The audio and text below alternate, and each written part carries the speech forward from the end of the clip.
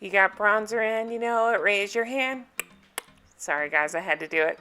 Hey guys, welcome back to Real Housewives Recaps. Today I am recapping Real Housewives of Salt Lake City Reunion Part 2. You guys, what did you think? I thought it was pretty good. There are some boring parts in the middle, but I thought it was pretty good. Definitely some stuff I want to get into, some stuff I want to talk about. So let's go over the episode. First, I want to bring up some stuff that came up last week. You guys were amazing in the comments. Thank you for that. Keep commenting, keep thumbs upping. It really helps my channel. I really appreciate it. But I got some interesting comments. Not we all, but most of us seem to love Heather. I definitely do. She's one of my standouts this season. But a lot of you mentioned, and I've heard just in different videos and stuff, that you feel like she kind of got a little full of herself. And I didn't see it last week. I saw it a little bit this week. I like her. I'm not talking smack. Believe me, I would have all kinds of issues if I was on the show, and that's why I'm not on the show. But yeah, I saw it a little bit more this week. It was interesting to see. So you guys called it. You guys are amazing. Tell me your comments this week. What did you notice? What am I missing? Let me know in the comments below. Okay, so my thoughts on this part of the reunion. I thought it was pretty good. I was definitely interested in learning more about all the crazy stuff going on with Mary, and we did learn some. I gotta be honest with you. I feel like it's that thing that happens after the show's aired and you have time to rehearse your answers, and that's what happened. I know I'm jumping around a little bit, but like, for instance, the congregation where she calls them poor and I believe it was cheap and stuff. Now, if you go back and check my channel, a couple months ago I did post the audio of that. It's definitely worth a listen. But she spun it in a way where she was saying that it was taken out of context. What she actually said is it was taken out of content, which made me laugh. But she's trying to say it was taken out of context, and that's not what she meant. She was referencing scripture and all this stuff. But if you listen to the recording, she's clearly saying she only got, 7 birthday cards, I believe it was, and that they're cheap and they're stingy, and she doesn't want to be around stingy people. And so I think it's interesting to see her spin that and a whole bunch of other things for the reunion. Definitely had time to practice that. So then Andy brings up the sweat gland removal thing. And again, I got to give you guys all the credit in the world. You guys are amazing. I got posts throughout the season that allegedly Mary was she had a bunch of plastic surgery, and that's what that was about. It wasn't so much about the odor glands. That's something, again, that was rehearsed and discussed after the fact. So this part honestly drug a little bit for me. Andy tried to stir things up and bring out the stuff that Mary said about Jen's aunt and Jen smelling like hospital, but honestly, we didn't get anywhere with this. I was kind of bored with it. I don't know what I was expecting. They both gave half-assed apologies that I really didn't believe. I think that they're both rude and horrible people, so I'm gonna keep moving. Then we get into the crazy 7-Eleven comment. Mary, you refused to go in there if there are black people outside. How would you feel if someone refused to go in because your son was outside? Mary claims that it's not true, that she didn't say that. And Jen's like, yeah, you did. And Mary's like, no, I did not. So I gotta say, I don't believe Mary once again. Everybody at the table seemed to, from what I recall, go a lot. I mean, it seemed to be a thing that they knew that she said. And then this answer just seemed reversed. She started changing it and saying, I don't have a fear of black men, I have a fear of men just gathered outside. And so they try to help her clarify, so it's just guys out the front door. And Andy even brings up on the show, you admitted that you said it. And Mary says, no, I didn't. And even Lisa's like, you did. And they said at the luncheon you did. So, again, I don't know. Maybe she didn't. Maybe it wasn't clear. But it sure seemed like, 7 people are saying you did. You did. Then we got into a very weird discussion about she says that black guys are not her taste. And Andy says, you prefer white guys? And he tilts his head, and he says, I mean, you're married to a black guy. And she says he's white. And they all pause like, what? And then she clarifies and says, he's lighter. And it's just strange because they're asking her, well, is he biracial? And she says, no, he's black. And she says again that she has a preference for white guys. So it was a very strange segment. I didn't know where she was going with that. He points out that people thought it was internal racism. What do you have to say about that? And Jen and Mary kind of go back and forth. Mary says to Jen, isn't your husband racist? Again, Jen is married to a black man. I thought this was very strange, and it seemed almost like a deflection all from the 7-Eleven comment. I'm not sure where they were going with that, and honestly, I don't believe Mary. I just feel like everything she said was a canned answer that she had practiced beforehand. Then it comes up about Jen being on social media and some of the posts she's done. Andy kind of asks her about it, and they say that she's posted a lot about a lot of them. Heather summed it up and says, you're detached from human emotion and you're cruel on social media. You've done it to me, you've done it to Whitney, you've done it to Mary, to Brooks. But they did show some of her texts, and yeah, I mean, it looks like she's lashing out pretty hard. Side note, you guys, while we're on Jen, I totally forgot to talk last week about, and you guys are amazing, you guys reminded me, I had lots of comments reminding me about this. I forgot to talk about that question where Andy asked her if she had had work done, and she denied it. Anybody else call bullshit? I call complete bullshit. And whatever, do whatever you want to your face. It's your face, it's fine. But you're going to deny it? I'm going to be the asshole here, okay? And say, I think she looks like she's had more work done than any other housewife in the history of all the housewife franchises ever. And I'm just going to leave that right there. And you let me know if I'm an asshole in the comments. I'm fine with it.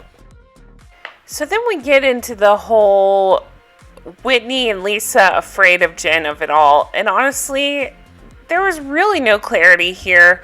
The only thing we did find out is that, they denied saying it.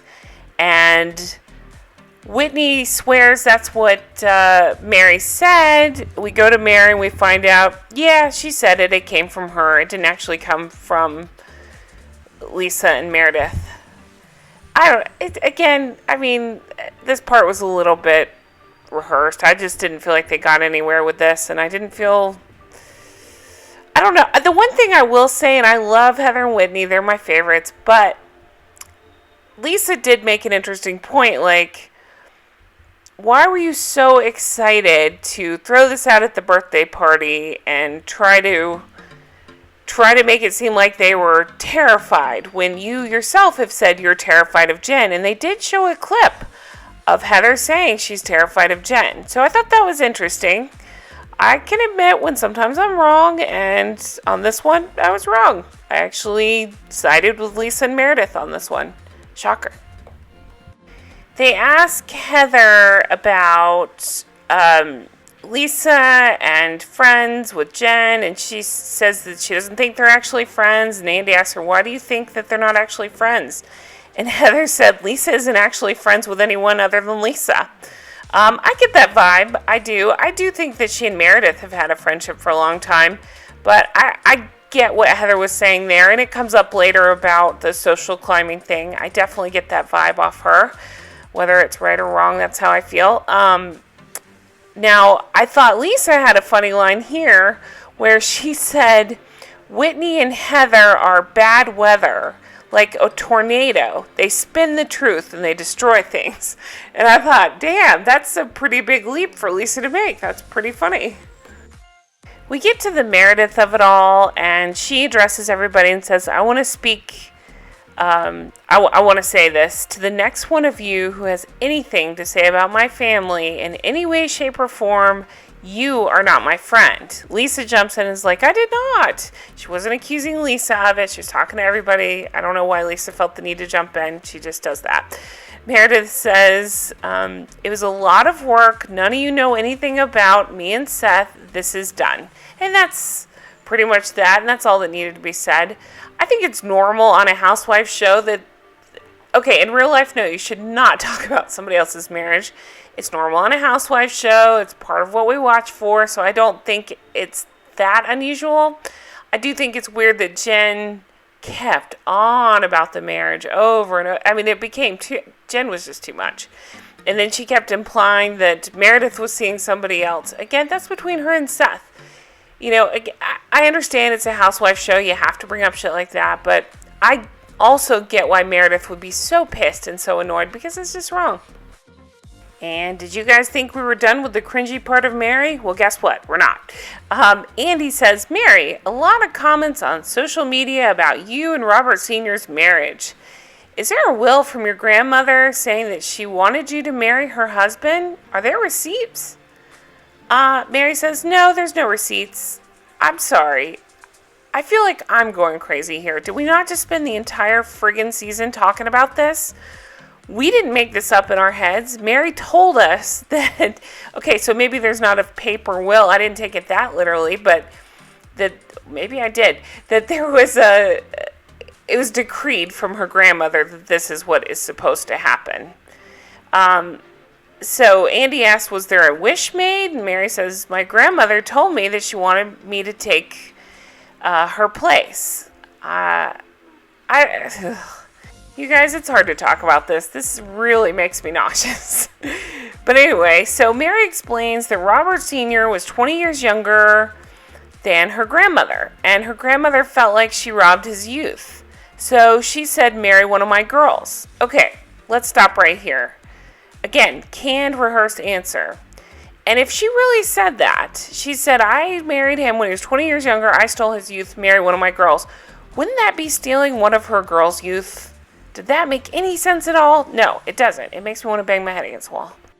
Andy brings up that it would have been more age appropriate to marry for her, I can't even get these words out, for her grandfather to marry her mom. Ugh. Mary says, my grandmother put everything into my hands. And then Andy brings up the beginning of the marriage being rocky, and she admits that they were never close. And in a weird show of not being close to people, she's like, again, throwing this poor Charlinda under the bus. Like, I'm not close to her, and she's my second aunt. That is a weird way to prove that she wasn't close to her grandfather who she married. My God, you guys, the sentence is coming out of my mouth right now. But seriously, like, it's weird that she keeps bringing up this Charlinda thing. And then we find out her, oh my God, this is so much. So Charlinda's her second aunt, and her sister cleans it too, which would have been her grandmother's sister. Just digest that for a second. Mary justifies this saying that she pays their rent, so they clean her house. And she'd rather have family cleaning her house than anybody else. We do find out that Mary was married before. Did not know that. She said she was married around 18 and then they got divorced. It had nothing to do with Robert Sr. That her ex was the same age, and she says, I'll never date anyone again around my age. And Andy's like, well, you're married. And it was funny because she seemed to forget that. She's like, oh yeah. Andy asks about them being physical, and it's awkward, and it's silent, and she finally breaks the silence and says, not in the last few years. They have separate beds. Then things, you guys, got so weird. This was the weirdest, I'd say probably the weirdest part of the reunion. She says, you can't go through 20 years of marriage, and she starts to cry. And she changes it up and says, every Chanel he has bought for me, all my designer things he has gotten for me, and we're happy. And you can't say anything to take that away from me. So she's crying sad tears, saying she's happy. Again, she's going back to the things, the materialism of it all. And we've seen her house. It completely freaks me out what a hoarder she is. And I don't know. There's just obviously a lot of shit going on there. I mean, literally, there's a lot of shit everywhere because it's all got Chanel labels on it. But there's a lot of baggage there. It just grossed me out. So like I said earlier in the episode, Andy brought up the poor and stingy thing. Again, go back, watch my recording because you can hear exactly what she says. She's trying to say, no, I was quoting scripture.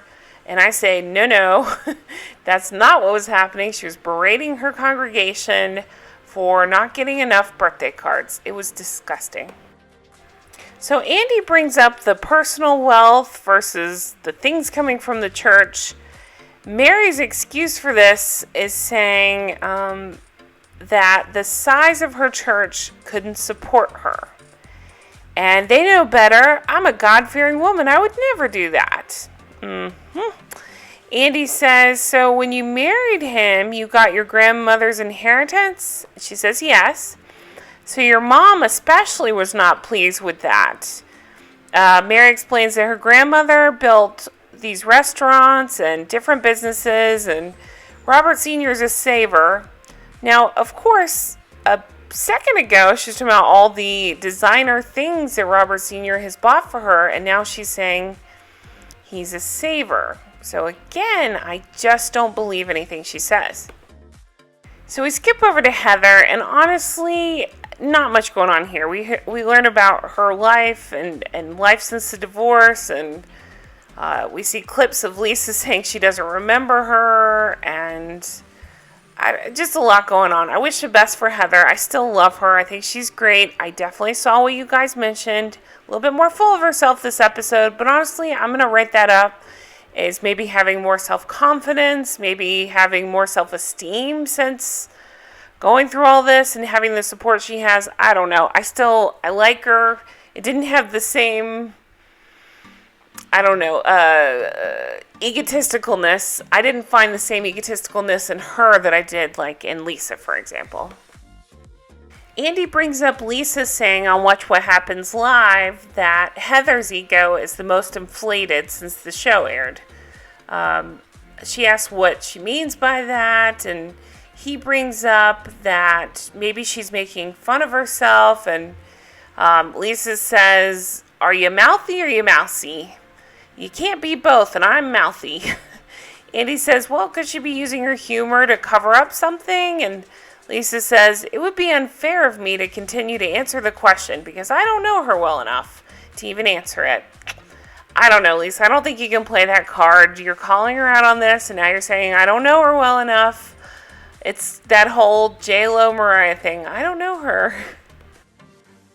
So then we get around to Heather and her jealousy of Jen's friendship with Meredith and Lisa. So what I believe is happening is Heather, she feels, what's the word? She's sensitive to this. She doesn't like social climber. She feels like that's what Jen was doing. She brings it up with Lisa as well. I'm not standing up for her. I don't think it was right. Honestly, why are you fighting for your friendship with Jen? Jen sucks. There was talk of social media being a huge issue for Heather. She was posting things about Jen. I guess friendship pictures of her and Jen, but Jen was not doing the same. I thought, well, that's a little bit high school of Heather, to care about that. But then she brings up that Jen made a lot of posts and innuendos of terrible things from everybody from Brooks to Whitney to Heather to Mary, just not Lisa. And that alone showed me she was making choices in her friendship loyalties. Lisa then brings up these blogs. I really thought she said the blondes. I thought she was talking about Whitney and Heather, but no, she said the blogs. And then Lisa starts saying, I don't feed the blogs. I don't feed the blogs. That's my Lisa impression. Heather says, they already ratted you out, so don't embarrass yourself. I would need to know more about this. Are we talking Jill Zarin talking to Page 6 situation? What are we talking about here? So Lisa says she doesn't have the power over Jen. She doesn't have the energy or the time to control what Jen's saying on social media. Okay, so they take a break, and Lisa off camera says to Heather, listen, I know you now. I didn't know you before January 2017. Now, we did get a receipt that looks like that might be the case. They didn't show dates, but it was like, I can't wait to meet you then, or something like that, that implied that they really didn't know each other. Now, it is weird that she would say, if she didn't know Heather, why would she say she was what'd she say, good time girl in college? So maybe I'm taking it too literally. Maybe it's just like they were acquaintances. They didn't know each other. Whatever, it doesn't matter. Honestly, though, I'm not going to go over all this stuff that went down when they were on break because it was pretty stupid. It was mostly Heather versus Lisa. Heather's thing is, you haven't been a good friend to Meredith. I think it's just an opportunity to go at Lisa. Lisa, I don't know. Lisa's just kind of in her own little world sometimes. I think Lisa's best friend is Lisa, like Heather said. So they're just kind of going back and forth. And Andy brings up, so because she's good friends with Jen, meaning Lisa, and Jen said all that stuff about Meredith, and Lisa's yelling, yeah, let's all just effing bail on Jen. Nobody be friends with her. Is that what you want? And you want her all to yourself? Now, I actually thought that was a pretty good point. What is Heather fighting for? I thought that was strange. It goes back and forth, and Meredith says, everything you say is interpreted, she says this to Lisa, everything you're saying is interpreted the worst way by Heather, and everything Heather's saying is interpreted the worst way by you. Again, I think Meredith's spot on. That's exactly what's happening. Lisa's saying, there's nothing I can say, it's not worth it. She's throwing her bronzered hands in the air. Lisa and Heather continue to fight. Whitney goes for Advil, Meredith goes too. It's just more fighting. So Lisa and Heather fight. Lisa walks off. She says she's going to go hug her husband because it's too negative out here. She walks off crying and saying it's abusive in the subtitles. She's crying to her producer. And the reason I thought this was interesting is because, yeah, women walk off all the time. But it is weird that they keep alluding to, is she going to be back? Is she coming back? Like, I don't know. Andy asks again if Lisa's coming back, and she's saying they can go on without me. So, dun dun dun. And that's it for part 2 of the reunion. Next week, we do see that the men are going to join. They're going to talk to Coach Shah about missing Jen's dad's funeral and what all went down there. We see Robert Sr. watching Jen and Mary fight and talking about his feelings on that. Sounds like he comes in hot. Andy brings up the reconciliation between Meredith and Seth. The way they edit it seems like it's not going well. So we'll see how that goes. I can't stand Seth. I think she can do better. And then we get into the Whitney's dad of it all. It does not sound good. Hopefully it's good news, but from the previews it does not sound good. And then we see Jen walk off because she has to be the center of the attention. And what else is new? You guys, that's it for the episode. Again, I didn't think it was bad. I thought, it was a typical part 2. I guess I was hoping for a little more juice, but I wish Mary's answers weren't so rehearsed because I really thought we were going to catch her up in something interesting. And I feel like we just got these canned responses, so it made it a little bit more boring. But again, I love Salt Lake City. I'm really enjoying it, and I'm excited to be here, and I'm excited to cover the next part of the reunion. So that's it for now, you guys. Thank you so much for watching. I really appreciate it. Let me know your comments below. Who are the winners of the reunion? Who are the losers? What did you think? And just let me know what you thought. I'd love to hear from you guys. You guys always bring up such good points and make me think of things different ways. Tell me if I missed something. Tell me if you disagree. Tell me if you agree. But thank you guys so much for everything. I really appreciate it. And I hope you guys stay healthy and safe and have a fantastic week. And I will talk to you guys soon. Bye-bye.